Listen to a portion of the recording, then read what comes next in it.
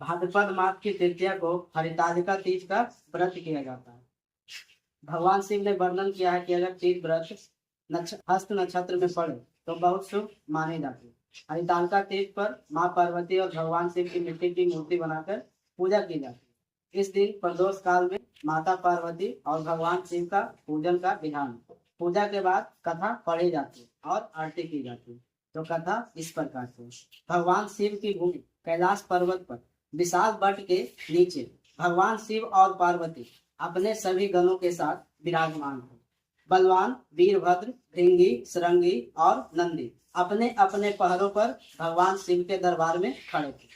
इस मौके पर महारानी पार्वती ने भगवान शिव से अपने मन की बात पूछनी चाहिए। उन्होंने दोनों हाथ जोड़कर कहा कि हे महेश्वर, मेरे बड़े सौभाग्य जो मैंने आप जैसा पति पाया। क्या मैं जान सकती हूँ कि मैंने वह कौन सा पुण्य किया है? आप अंतर्यामी मुझ दासी को बताने की कृपा करें। महारानी पार्वती की ऐसी प्रार्थना सुनकर भगवान शंकर बोले, तुमने अति उत्तम पुण्य का संग्रह किया था, जिसकी वजह से तुमने मुझे प्राप्त किया।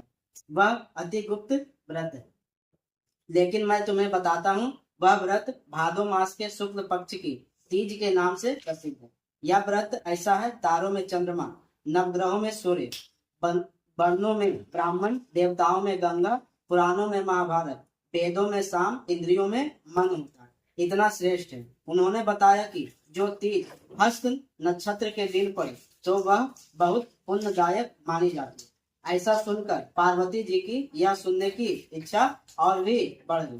वे बोली कि मैंने कब और कैसे तीज व्रत किया था, विस्तार से सुनने की इच्छा है। इतना सुनते ही शंकर जी बोले, भाग्यवान, उमा भारतवर्ष के उत्तर में हिमालय श्रेष्ठ पर्वत है, उसके राजा हिमाचल है। वहीं तुम भाग्यवती रानी मैना से पैदा हुई। तुमने बाल्यकाल से ही मेरी आराधना शुरू कर दी।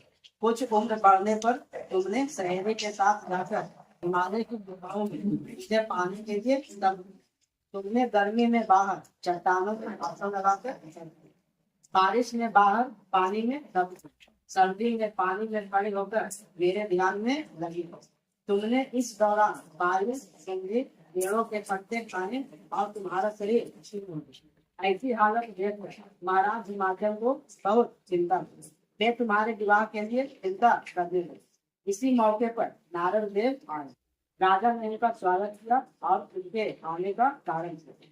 तब नारद जी ने कहा, राजन, मैं भगवान विष्णु की तरफ से आया हूँ।